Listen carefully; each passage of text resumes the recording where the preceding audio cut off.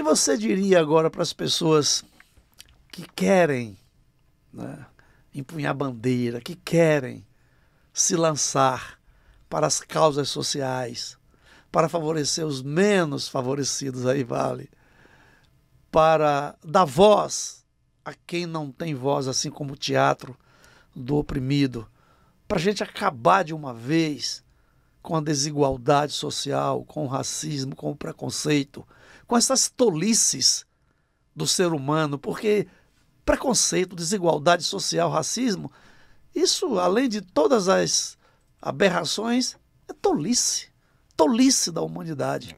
Uma das piores, um dos piores preconceitos, na minha ótica, é o preconceito racial. Eu acho que é o pior que tem. Nenhum presta. Todos eles são vivos, nenhum presta.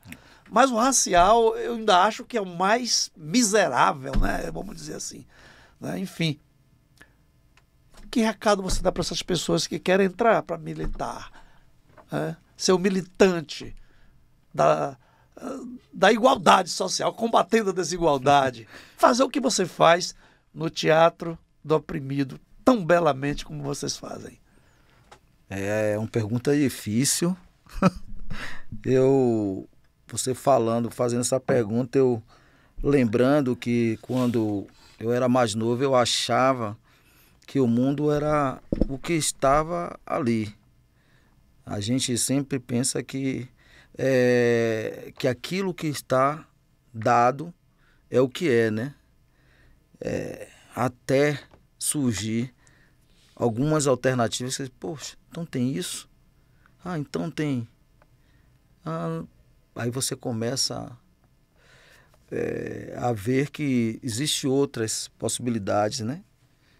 Que pode melhorar a nossa vida e com isso, todas essas mazelas, a gente é um exercício árduo. Você falou do racismo, mas, por exemplo, em nós, o machismo. Tu já estava falando que há pouco tempo, por exemplo, a mulher, para trabalhar, o acerto contratual, às vezes, tinha que passar pelo marido, pelo homem. Pouco tempo isso terminou, quer dizer. E a gente vem com essas mazelas, assim. Em machismo ou racismo, qualquer ismo, a gente, no início, parece que é o que está dado.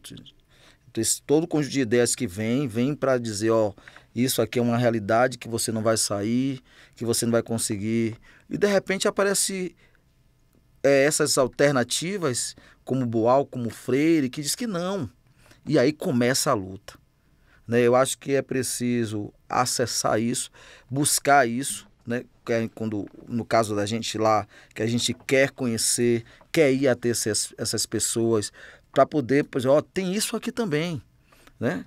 E quando a gente começa a entender que tem isso, é aquela história, né? Aí os olhos, o corpo dói mais, porque a gente começa a enxergar melhor. Né? Você falou uma coisa tão profunda, né? Eu achava que o mundo era aquilo que me é dado. Que estava ali. Que estava ali. E não é. Não é. E voltar falando aqui dos preconceitos, de todos essas imbecilidades da humanidade, né? Tem tantos, nenhum preconceito é pior, melhor que o outro. Todos são horríveis, né? Esse da mulher, por exemplo, do machismo que você acaba de citar, ainda há pouco eu trouxe aqui no nosso podcast o Gésner, né? Big Gésner, que está agora com uma releitura do Teatro de Bonecas. Sim. E ficou com uma temporada ali no Molière, foi até abril. Sim. Né? Onde ele traz Teatro de Bonecas, que é um clássico norueguês, falando exatamente disso aí, né? Do machismo, né? Sim. De coisificar a mulher. Aqui no Brasil, por exemplo, até tem pouco mais de 80 anos, talvez 90. Não, 1990. Me perdi agora na data, mas tem pouco tempo que a mulher não votava. Né? A mulher, depois que deram a condição da mulher votar, com algumas condições, com algumas limitações. Primeiro, o marido tinha que autorizar ela a votar. Olha, imagina. E se ela fosse solteira, ela tinha que provar que ela era mantenedora de si própria, né? Que ela custeava a vida para poder ter o direito a voto. Olha, que direito que está que tá ali cercado de deveres para você votar tem que ser assim. Então você não está me dando nenhum direito, né? E sem falar de tantas coisas, como você falou, o salário da mulher inferior ao do homem, né? Exercendo a mesma função. São essas coisas imbecis, me desculpe os termos, da humanidade, né? Tem que ter igualdade de condição, tem que saber que nós somos filhos de Deus, somos seres humanos, iguais, né? E se for botar na balança, eu sempre digo, se é que tem algum ser humano maior que outro, eu voltaria na mulher, pô, porque a mulher é muito maior que o homem, na inteligência, na tranquilidade, na sapiência, no bem-estar. Pô, a mulher é que gesta, é que dá o peito, é que dá o colo, a mulher é que equilibra a vida do ser humano, da humanidade. Então, tem que ser igual, mas se tiver que eu dar um voto para ser alguém melhor, a mulher é melhor do que a gente, homem, do que nós homens, eu acho. Isso é apenas uma... aqui mesmo uma matéria que foi agora, na Band, foi agora, há pouco tempo, meio-dia, falando sobre a mulher, falou que de 10, 7, em relação ao estresse, né? Essa coisa do estresse, que a mulher, em 10 pessoas, 7 são mulheres que sofrem de ansiedade. Imagina a carga em cima dessa mulher. Essa doença que, né? O que é ansiedade, quem sabe. E é disso, né? Dessa carga que historicamente ela colocaram em cima, né? Da mulher, isso aqui. Até hoje, né? A gente não... Para sair disso... O que eu não sei se eu conseguir responder, mas essa coisa da gente acessar esses caminhos que existem, mas ele de alguma forma ele foi ofuscado. Tem um exemplo muito interessante que eu vi na escola. Eu aí comecei a reparar, por exemplo, tem um calendário, os calendários que tem em salas de aula.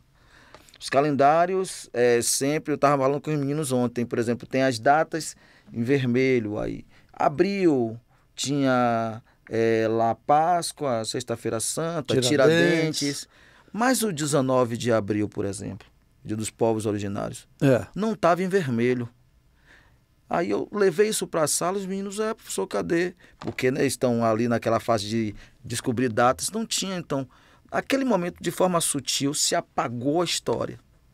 Você vê. Né? Você destaca umas histórias que já estão lá, que todo mundo conhece, que tem uma vertente ali, mas a dos povos originários está apagada, os meninos não conseguem mais, dia 19 de abril, nem diz mais que é dia do índio, porque não é dia do índio, dia dos povos originários. Sim. Isso tem um marcador, porque é assim. Mas não se fala mais. Tentando apagar a história. Você como se apaga a foi história? muito feliz, foi muito incisivo nessa... Exatamente. O que é que a gente traz? Tenta, tem essa história, tem isso, tem aquilo. E acessar. Talvez a nossa função seja isso, né? De abrir espaço para acessar, porque depois, no mínimo, você vai ficar indignado.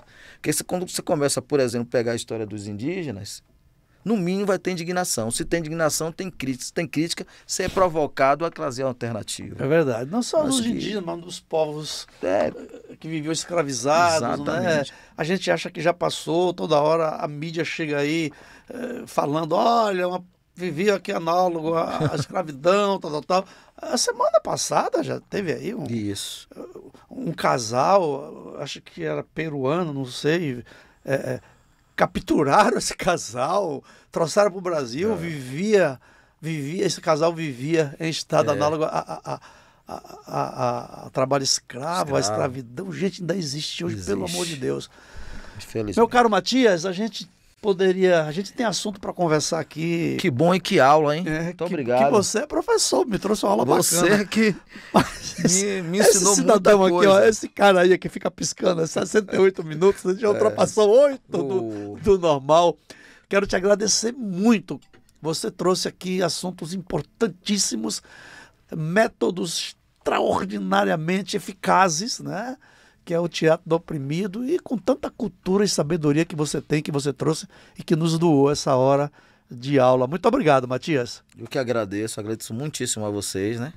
Essa oportunidade. Realmente foi um bate-papo, como você no início falou, muito prazeroso e, assim, a gente teve realmente um diálogo, aquela conversa que a gente troca saberes. Eu agradeço muito a vocês. a todos vocês, produção Big, a você, aos ouvintes. Muito obrigado mesmo. Ailson Lino convida, novidade e informação para melhorar sua vida.